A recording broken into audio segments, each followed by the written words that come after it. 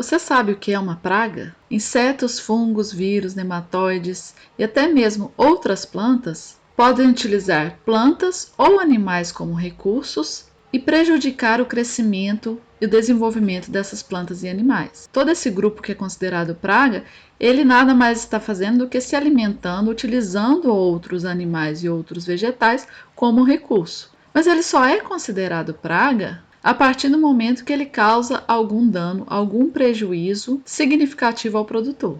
Portanto, qualquer espécie pode ser classificada como uma praga, mas somente se ela estiver causando algum prejuízo.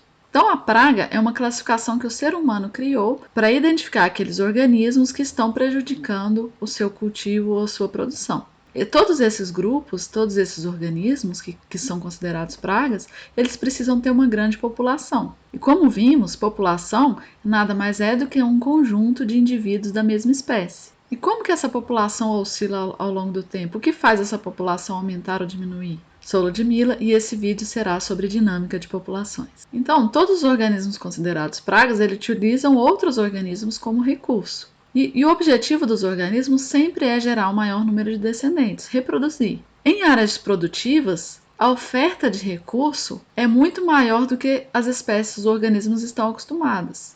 Eles possuem uma grande oferta de alimento em uma área muito mais restrita. Isso faz com que a população desses organismos considerados pragas aumente rapidamente. Para entendermos a dinâmica de populações, precisamos falar do indivíduo. Um conjunto de indivíduos é que vai definir uma população. Alguns indivíduos são facilmente diferenciados dos demais. Nós temos uma forma corporal bem definida e nós podemos contabilizar os indivíduos facilmente. Agora, alguns indivíduos, por exemplo, como os fungos, eles são considerados indivíduos modulares. E esses indivíduos eles não são tão facilmente quantificáveis quanto os demais indivíduos. Geralmente, para a gente saber se uma espécie é praga ou não, a gente precisa contar ou estimar a quantidade, o tamanho populacional, ou seja, a quantidade de indivíduos numa determinada área. E isso é utilizado para quantificar qualquer tipo de espécie, não somente as pragas.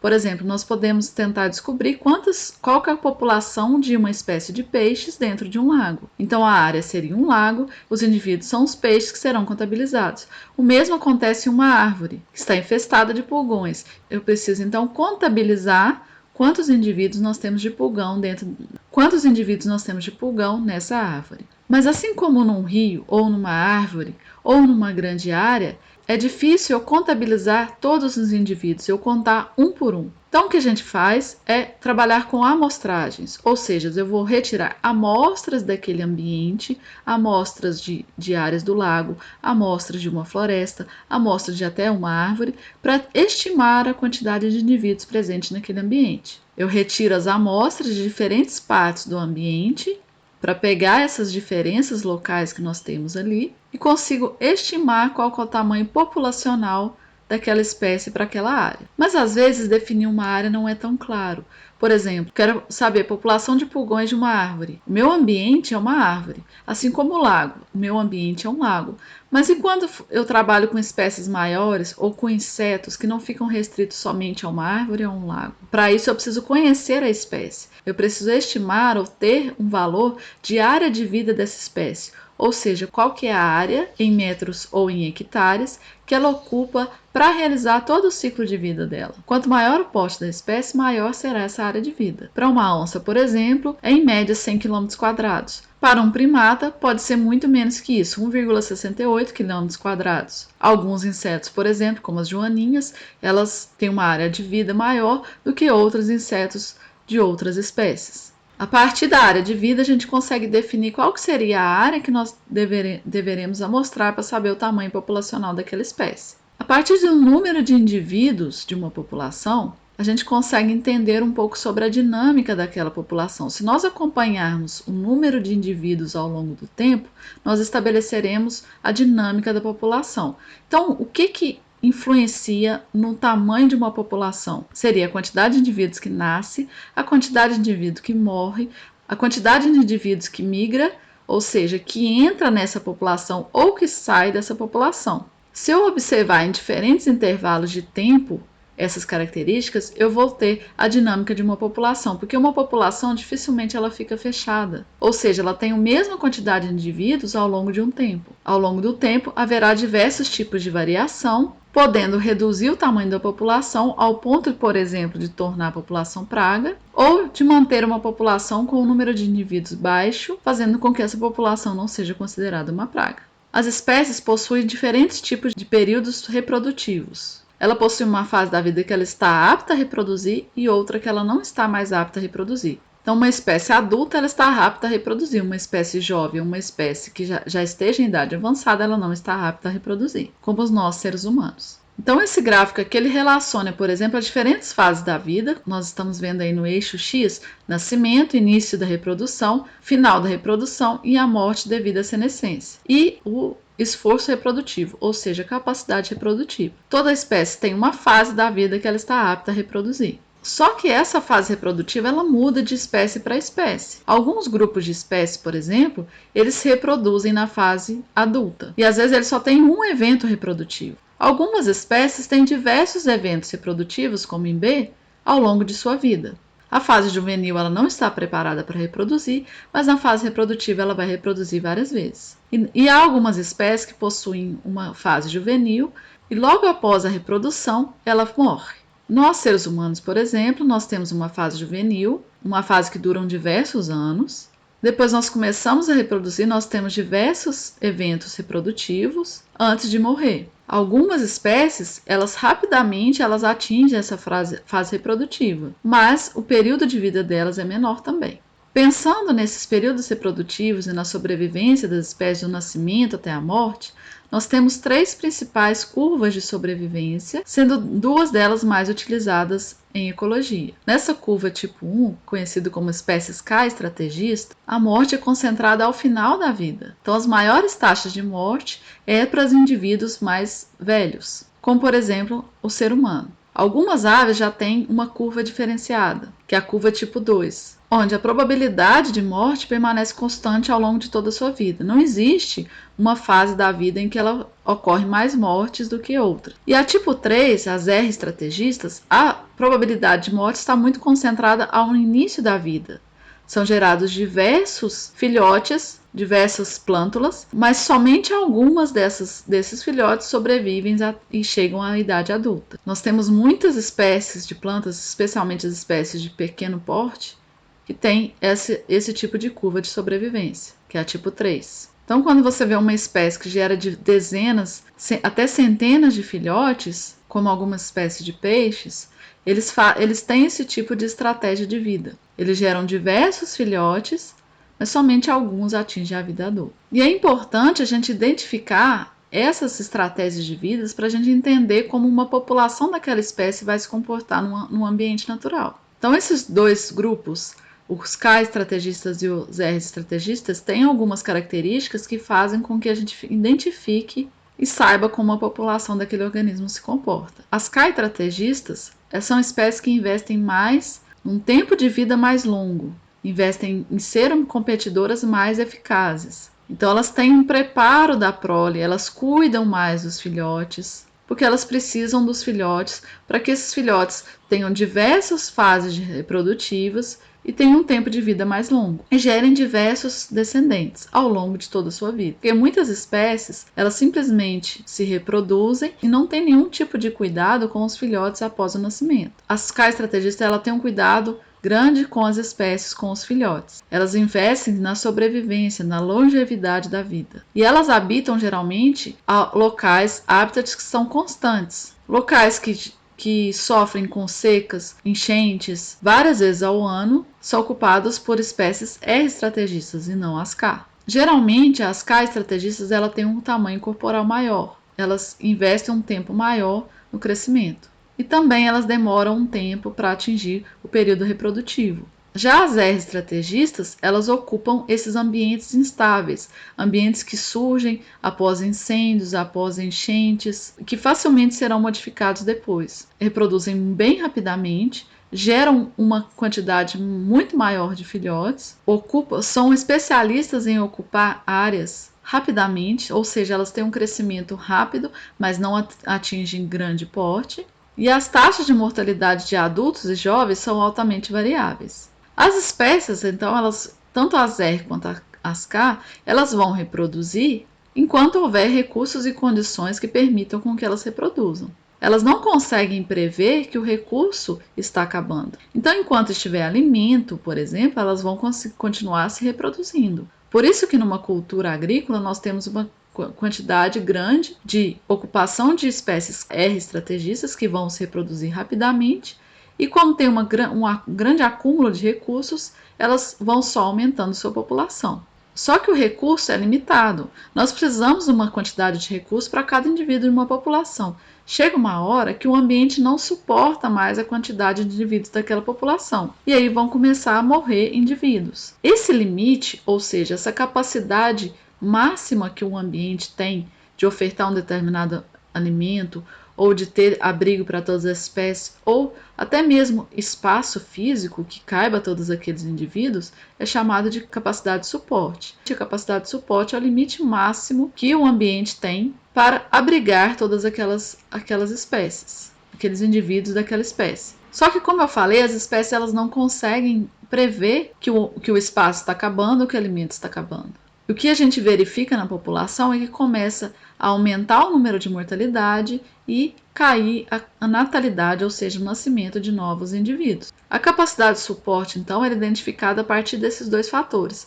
Quando nós temos a taxa de natalidade igualada à taxa de mortalidade, nós atingimos o máximo daquele ambiente. Porque se nascer mais, cabem mais indivíduos. Se morrer mais, a capacidade de suporte é abaixo daquele valor. Então, a população, aqui tem um gráfico que ele relaciona tempo ao tamanho da população. A população vai aumentando o número de indivíduos ao longo do tempo, até um momento que não cabe mais indivíduos. Vai começar a nascer menos indivíduos e vai começar a morrer alguns indivíduos. E aí, a população, em média, vai estabilizar como essa linha reta aí. No entanto, se aproximarmos, se visualizarmos melhor essa estabilidade da população, em que não está nascendo nem morrendo mais indivíduos, nós veremos que ela é uma oscilação dessa forma aí. Porque, como eu falei, as espécies elas não sabem que o recurso está acabando.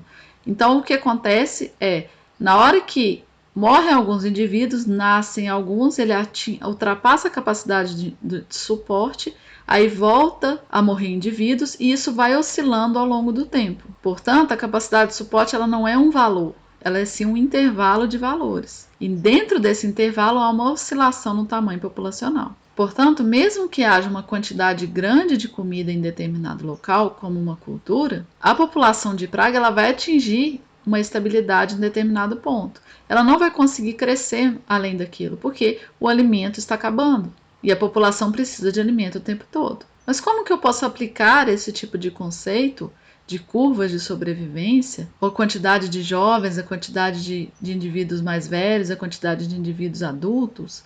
Como que eu posso aplicar isso para determinadas áreas? Eu posso, por exemplo, entender como é que é uma estrutura populacional de uma espécie ameaçada. Se eu chegar em um ambiente e contabilizar a quantidade de indivíduos jovens, indivíduos adultos e indivíduos mais velhos, eu posso ver o seguinte padrão como nesse gráfico, em que nós temos no eixo X, nós temos a quantidade em anos, cada barra representa a quantidade de indivíduos para cada idade, e no eixo Y a porcentagem de árvores que tem nesse determinado intervalo de idade. Então, se observarmos aí, nós temos poucos indivíduos jovens, poucos indivíduos mais velhos e muitos indivíduos adultos. Se nós temos poucos indivíduos jovens, nós teremos, consequentemente, daqui a algum tempo, poucos indivíduos adultos. Então, aconteceu alguma coisa que fez com que a população reduzisse a sua taxa de reprodução e gerasse menos filhotes, fazendo com que nós tenhamos uma menor quantidade de indivíduos jovens, como está apresentado no gráfico. Consequentemente, daqui a alguns anos nós teremos uma grande quantidade de indivíduos mais velhos, mas teremos uma pequena quantidade de indivíduos adultos. O mesmo acontece com esse exemplo aqui de uma espécie de peixe, que eu retirei de um artigo que ele mensurou a dinâmica da população, avaliou a idade dos indivíduos após a implantação de uma usina hidrelétrica. Ou seja, o que era rio foi transformado em lagos, o que era água corrente foi transformado em água parada. E perceba que acontece o mesmo padrão. Nós temos uma baixa quantidade de indivíduos jovens, uma alta quantidade de indivíduos adultos e uma baixa quantidade de indivíduos mais velhos. Portanto, o que vai acontecer é que, com o andar do tempo, nós teremos uma redução significativa no tamanho populacional dessa espécie. porque nós não temos jovens para ocupar o local dos adultos. Então nós temos fatores que impedem que uma população ela cresça indefinidamente e ocupe toda a área. Sem esses fatores, uma espécie poderia crescer indefinidamente. Então o principal fator é, por exemplo, o alimento, só que ele depende da densidade. Ou seja, fatores fora da população que limitam o crescimento, eles podem ser dependentes da densidade ou independentes da densidade. Ou seja, a comida, por exemplo, o espaço, parceiros sexuais e doenças, quanto maior a quantidade de indivíduos numa população, mais aquele fator vai controlar o tamanho populacional, vai interferir no tamanho populacional. Por quê? Quanto maior o número de indivíduos, maior a quantidade de alimentos exigida. Quanto maior a quantidade de indivíduos, maior a quantidade de espaço exigida. O mesmo para parceiros sexuais e a doença. Quanto maior a quantidade de indivíduos, mais ela vai ter oportunidade de também crescer sua população e prejudicar o crescimento da outra população. Então, esses fatores que limitam o crescimento dependente da densidade, eles vão atuar mais quanto maior a densidade. Agora, nós temos fatores que são independentes da densidade. Não importa a quantidade de indivíduos, ou seja, se tem poucos indivíduos ou muitos indivíduos, eles vão atuar controlando o tamanho populacional. Que seria, por exemplo, a temperatura, a quantidade de chuvas, enchentes, alguns eventos raros como tsunamis e alguns eventos frequentes, principalmente causados pelo homem, como incêndios. Isso tudo vai limitar, vai reduzir principalmente o tamanho da população. Mas não importa a quantidade de indivíduos ali presentes. Ao fato que esses outros fatores acima, eles dependem. Quanto maior a quantidade de indivíduos, mais eles atuarão controlando e reduzindo o tamanho populacional. Esse gráfico aqui ele apresenta a densidade de indivíduos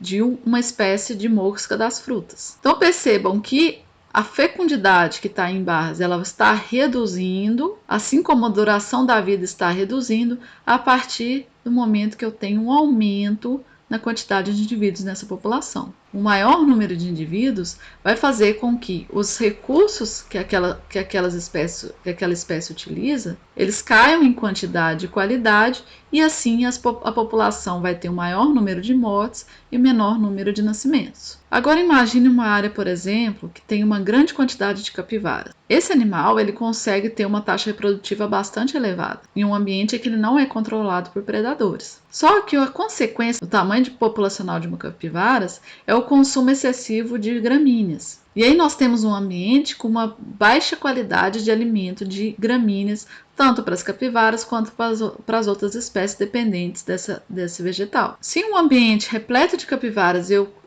começo a realizar a caça selecionada de indivíduos mais velhos, por exemplo, ou se eu até libero a caça, geralmente os animais mais caçados são os animais mais idosos, que são mais fáceis de serem capturados, após um período de tempo, com a redução da população, vai dar tempo das gramíneas crescerem essa população e melhorarem a qualidade da vegetação daquela região. E assim vai ter mais alimentos para as capivaras que estão em estágio reprodutivo e principalmente um alimento de qualidade que fará com que essas espécies consigam se reproduzir de uma maneira melhor que quando a população era muito alta. Isso está exemplificado nesse gráfico aí. Isso aconteceu com a população de cervos, em que havia uma grande população e o ambiente estava com uma qualidade ruim de recurso para esses cervos, que são também herbívoros. E aí, após a liberação da caça, foi observado que o percentual de fêmeas grávidas aumentou muito. Então, percebam nessas duas barras, a barra azul, ela representa, comparada à roxa, representa a quantidade de indivíduos grávidos após a realização da caça. Se o objetivo principal das espécies é reprodução, é deixar descendentes, ela também precisa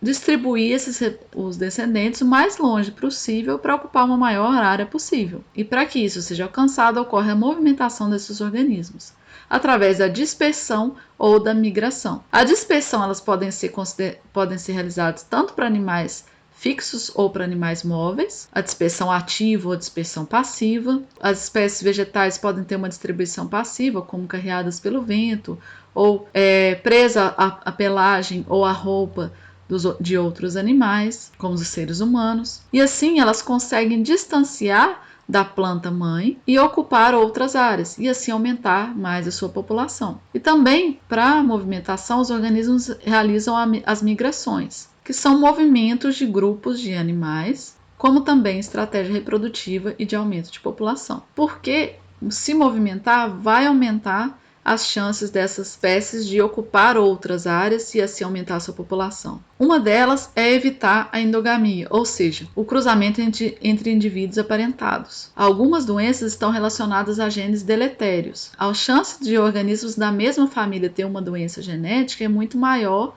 quando há um cruzamento entre indivíduos daquela mesma família. Indivíduos da mesma família também competem entre si. Então, por isso, é preciso que filhotes sejam dispersos no ambiente para que não ocorra uma menor competição.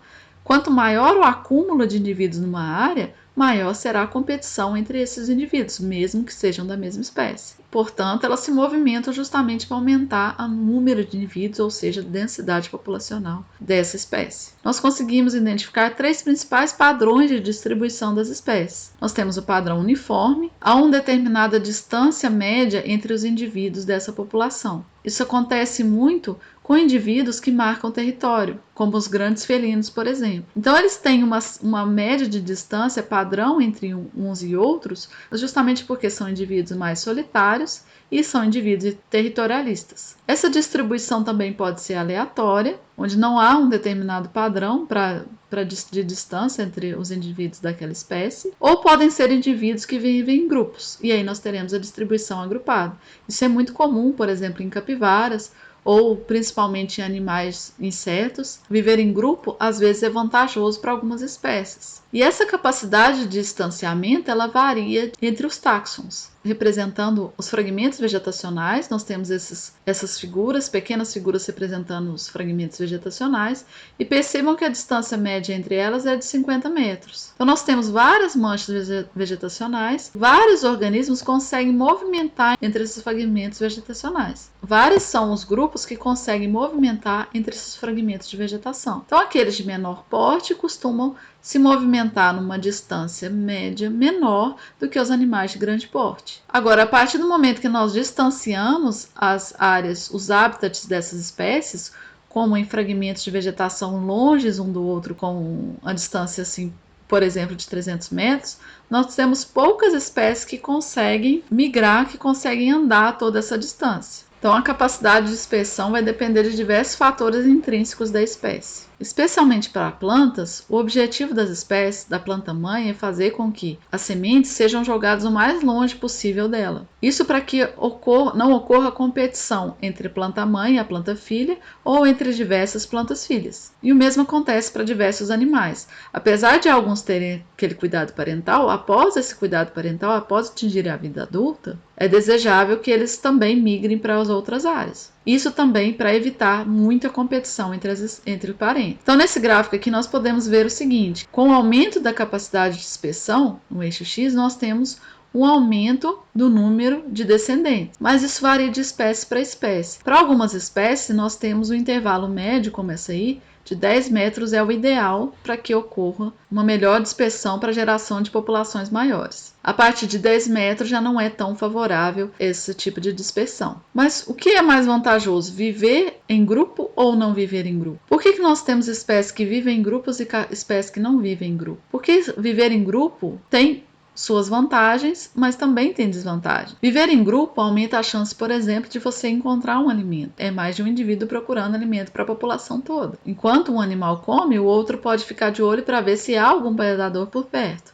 Então aumenta as chances de sobreviver com a predação. E também um grupo ele tem maior poder de repelir os predadores. Mas ao mesmo tempo, um grupo ele pode aumentar também o risco de predação. Você viver em grupo, você chama mais atenção, você é mais visível do que como indivíduo. E o grupo também sempre ocorrerá uma competição entre os indivíduos daquele grupo. Isso também é uma desvantagem dessa vida em grupo. E uma outra estratégia para aumentar a população é a dormência.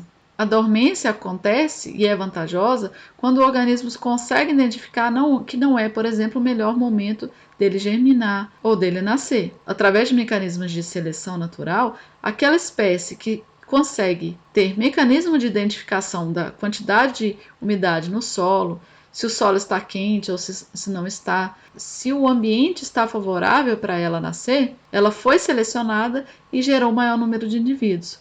Por isso, algumas espécies utilizam a dormência, tanto espécies animais quanto vegetais, para conseguir gerar uma maior quantidade de descendentes e fazer com que esses descendentes atinjam a vida adulta. Essa dormência, por exemplo, é muito comum também em animais e ela é chamada de diapausa. Ou seja, se o animal sabe que vai vir um período muito restritivo, seja de condições extremas ou de recursos escassos, ele entra numa espécie de dormência, reduz muito seu metabolismo, também pode ser conhecido como hibernação. Ele gasta a menor quantidade de energia possível e assim ele consegue ficar um tempo aguardando o melhor momento para ele retornar. São diversas estratégias que os organismos utilizam para aumentar o seu tamanho populacional. Mas a oferta de recursos e de condições adequadas permite que uma população ela aumente rapidamente, especialmente se for uma população de uma espécie R estrategista, que tem a capacidade de ocupar um ambiente rapidamente, de gerar diversos filhotes,